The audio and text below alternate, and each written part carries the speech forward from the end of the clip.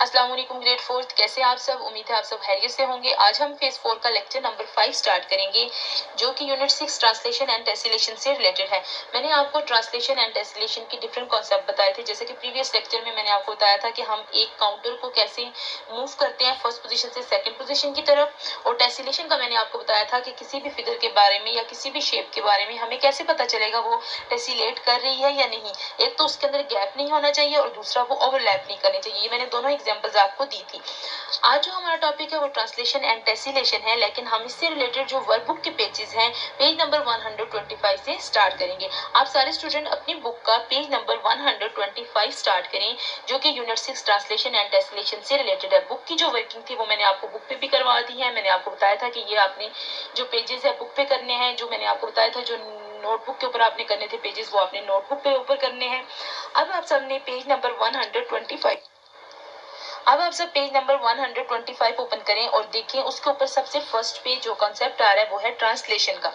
अब ट्रांसलेशन के अंदर सबसे फर्स्ट वर्कशीट आपको नजर आ रही है। In the grid each square represent one unit, the bus stop is at square B3। अब आपको यहाँ पर B3 का मतलब है कि यहाँ पर जो आपको एक लाइन बस स्क्वायर आपको नजर आ रहा है, ये बस स्टॉप बना हुआ नजर आ रहा है। इसी तरह यहाँ पर कॉफी शॉप है टॉप पर, इस तरह लाइब्रेरी है ये बॉटम में बस स्टेशन से। अब यहाँ पर आपने ये देखना है, काउंट करने हैं, जैसे जैसे बॉक्सेस में काउंट करूंगी वैसे ही आपने काउंट करने और बताना है कि ये जो पूछ रहे हैं ये करेक्ट है या नहीं। अब सबसे फर्स्ट पे ए पार्ट पे आते हैं, वहां लिखा हुआ है Farhan is at the bus stop. आप कंसिडर करें फरहान बस स्टॉप पर है। बस स्टॉप आपको नजर आ रही है, जहाँ पर बस बनी हुई नजर आ रही है, यहाँ पर जहाँ से मैंने डॉट लगाने स्टार्ट किए हैं। अब बस स्टॉप आपको नजर आ रही है। अब फरहान क्या करता है, he walks 5 unit to the right. Right तरफ आपने यहाँ से 5 डॉट लगाने हैं, जैसे मैंने लगाए हुए हैं 1 2, सिर्फ डॉट को देखें 1 2 3 4 5 डॉट के बाद आप देखिए 5 जो डॉट आ रहा है वो लाइब्रेरी से ऊपर आ रहा है। 5 डॉट जो फिफ्थ वाला डॉट है वो आपको लाइब्रेरी से ऊपर नजर आ रहा होगा। इसके बाद उसने 3 यूनिट टू द टॉप, इसी से आप 3 यूनिट टॉप की तरफ जाएं। देखिए जैसे 1 2 3 यूनिट टॉप की तरफ जाएं। Does he reach the coffee shop, देखिए वो कॉफी शॉप पहुंचे। डॉट तो जाके ऊपर एंड हो गए हैं, जहां पर सिर्फ 3 डॉट मैंने 5 डॉट जो है मैंने राइट साइड लगाए हैं और 3 जो यूनिट्स थे 3 डॉट मैंने टॉप की तरफ लगाए हैं। लेकिन वो कॉफी शॉप तक नहीं पहुंच सका बस स्टॉप से, क्योंकि अगर वो 4 यूनिट इस साइड और 4 यूनिट टॉप की तरफ जाता तो तब वो जाके बस स्टॉप से कॉफी शॉप तक पहुंचता। अब यहाँ पर जो ये स्टेटमेंट लिखी हुई है, he walks 5 unit to the right, 5 unit हमने राइट किया जैसे मैंने डॉट लगाया, और 3 यूनिट टू द टॉप, तो वो कॉफी शॉप पे। Does he reach the coffee shop, आप लिखेंगे no, he does not reach the coffee shop. इसी तरह सेकंड देखें, Priya is at the coffee shop. आप कंसिडर करें प्रिया कॉफी शॉप पे, सबसे टॉप पे कॉफी शॉप। अब वहां से मैंने एरो लगाना स्टार्ट किया, डॉट भी लगा सकते हैं, एरो भी आप लगा सकते हैं।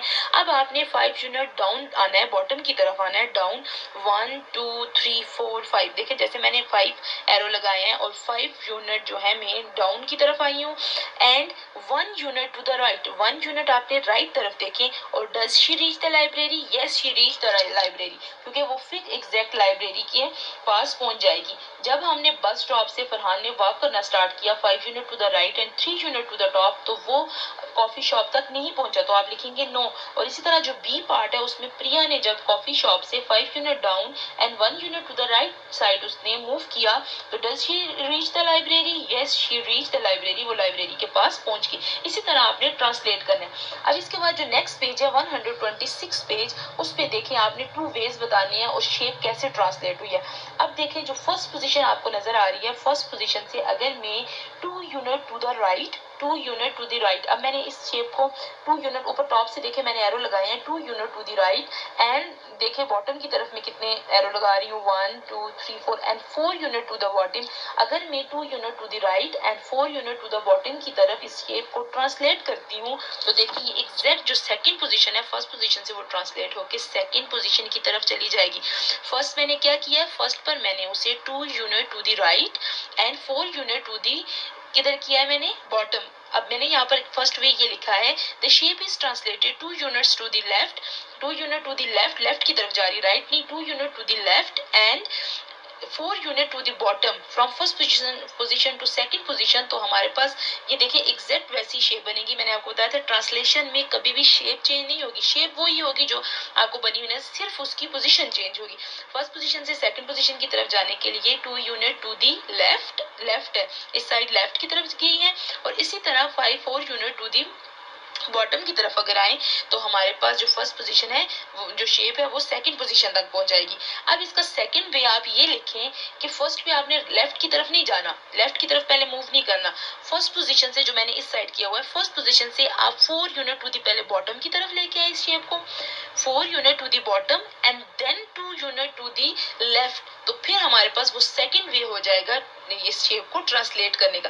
देखिए फर्स्ट वे ये था कि हमने पहले इस जो शेप बनी हुई है इसको 2 unit to the left translate किया है and 4 unit to the bottom, तो आप देखिए एग्जैक्ट यही जो सेकंड पोजीशन आ रही है यही पोजीशन आएगी। अब सेकंड इसके लिए क्या वे यूज करें, सेकंड वे ये हो सकता है, जैसे मैं आपको बता रही हूँ, सेकंड वे ये होगा कि आपने 4 यूनिट टू दी बॉटम, पहले बॉटम की तरफ इस शेप को लेके आना है and then 2 unit to the left की तरफ मूव करना है, तो पोजीशन हमारे पास फर्स्ट पोजीशन से सेकंड पोजीशन की तरफ हम आ जाएंगे। फर्स्ट वे मैंने लिखा है, इसी तरह सेकंड वे आपने लिखना है। नेक्स्ट पेज है 127, वो आपके पास टेसिलेशन है। ये ट्रांसलेशन के 2 कॉन्सेप्ट थे। अब रिकग्नाइजिंग टेसिलेशन आपने ये बताना है कि जो फर्स्ट क्वेश्चन है उसके अंदर identify and colour the unit shape use in each tessellation, tessellation के अंदर कौन सी यूनिट शेप यूज हुई है, तो इसके लिए मैंने आपके लिए इजी कर दिया है, एक यूनिट शेप के अंदर कलर कर दिया है। देखिए फर्स्ट में एक यूनिट शेप को कलर किया मैंने, उसी से पूरी टेसिलेशन बनी है, और सेकंड में मैंने यूनिट शेप को कलर कर दिया, उसमें भी टेसिलेशन आपको नजर आ रही है।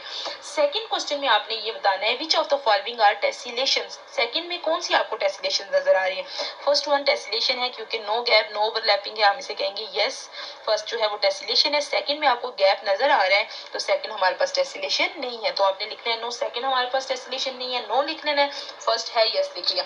इसी तरह जो नेक्स्ट आपके पास पेज है 128, उस पे आप देखें आपको पास जो आपके पास शेप्स बनी हुई यूनिट शेप आपको नजर आ रही है, एंड ने कहा है कि ये दोनों शेप जो है टेसिलेट नहीं करती। Do you agree when with her, and से आप एग्री कर सकते हैं, कैसे आप इन दोनों को टेसिलेट करें। जैसे मैंने फर्स्ट शेप को टेसिलेट किया है, देखिए फर्स्ट शेप को मैंने रफ सा इसका स्केच बनाया है, 4 मैंने एक यूनिट शेप थी, मैंने उससे 4 शेप्स बना के टेसिलेट किए। आप एटलीस्ट 4 शेप्स बना के आपने देखना है कि ये टेसिलेट कर रही है या नहीं। अब यहाँ पर देखिए फर्स्ट शेप को जब मैंने टेसिलेट किया, 1 2 टॉप पे बनाई है, 2 मैंने बॉटम में बनाई है, इसके अंदर आपको मिड में जो है गैप नजर आ रहा है, तो फर्स्ट शेप तो टेसिलेट नहीं कर रही। सेम एज इट इज आपने सेकंड शेप को देखिए, इसको टेसिलेट करना है, 4 शेप बनानी है, 2 आपने टॉप में बनानी है, 2 बॉटम में, तो आपको एग्जैक्ट नजर आ जाएगा वो भी टेसिलेट नहीं करेगी। आप एग्री करते हैं एन से, तो आप एग्री करते हैं क्योंकि ये दोनों शेप टेसिलेट नहीं कर रही, क्योंकि इन दोनों शेप्स के अंदर आपको क्या नजर आ रहा होगा, गैप। सेकंड आपके खुद ये आपकी प्रैक्टिस है, जो सेकंड शेप मैंने टेसिलेट नहीं की, ये आपने सेम ऐसी बनानी है और देखनी है कि ये आपस में टेसिलेट कर रही है या नहीं कर रही। अब आपने इसका सेकंड पार्ट खुद नीट करके स्केल से आपने बनाना है और देखना है, देखो ऊपर लिखा हुआ है माइंड वर्कआउट। अब आपने खुद ये देखना है कि ये सेकंड शेप टेसिलेट कर रही है या नहीं, ये नहीं कर रही क्योंकि इसमें भी गैप होगा। अब आप जब टेसिलेट करेंगे तब आपको पता चलेगा कि क्यों ये टेसिलेट नहीं कर रही। अब इसके बाद जो नेक्स्ट है 129 पेज, सिंपल फर्स्ट पोजीशन से सेकंड पोजीशन की तरफ काउंटर कैसे मूव हुआ है, ये आपकी प्रैक्टिस का पेज होगा। ये 129 पेज आपने खुद डन करना है।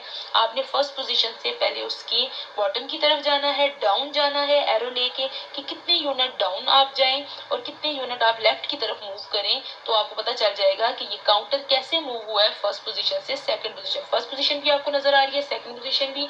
ऐसा मैंने आपको आपकी बुक का पेज नंबर, बुक के पेज के ऊपर जो आपका एक्सरसाइज के क्वेश्चंस थे प्रैक्टिस के लिए, वो मैंने आपको करवाए थे। सेम वही कॉन्सेप्ट है। रिव्यू 6 रिव्यू है, रिव्यू आपने खुद करना है, इसकी रिवीजन करनी है आपने। 129 पेज बुक के ऊपर खुद डन करना है, आगे आपको समझ आए कि आपने कैसे करना है।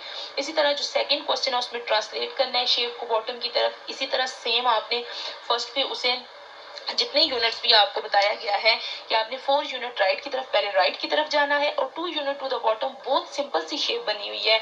यहाँ पर आपको टोटल 5 बॉक्सेस शेड किए हुए नजर आ रहे हैं। आपने पहले इसको 4 यूनिट जो है वो राइट साइड मूव करना है और उसके बाद आपने 2 यूनिट्स बॉटम की तरफ करके सिंपल आपने शेड कर देना है। अब ये जो टेसिलेशन आपको नजर आ रही है जो थर्ड क्वेश्चन में है, इसमें से यूनिट शेप बतानी है, आपको नजर आ रही है यूनिट शेप। इसी तरह लास्ट है शेप टेसिलेट, आंसर यस और नो। आप फर्स्ट ट्राइंगल बना हुआ नजर आ रहा है आपको, आप इसकी डिफरेंट इसके साथ जोड़ के आप और ट्राइंगल्स बनाए, फोर शेप्स बना के टेसिलेट करें और देखिए कि ये टेसिलेट हो रही है या नहीं। ग्राफ में पहले आपने इसे सॉल्व करना है, बताना है, उसके बाद बताना है यस या नो। इसी तरह सेकंड आपको शेप बनी हुई नजर आ रही है, इसको भी आपने ट्रांसलेट करना है, इसकी 4 शेप्स बनानी है और देखनी है कि ये फिगर भी हमारे पास ट्रांसलेट कर रही है या नहीं, यस या नो आपने लिखना है। जो पेज नंबर 129 और 130 है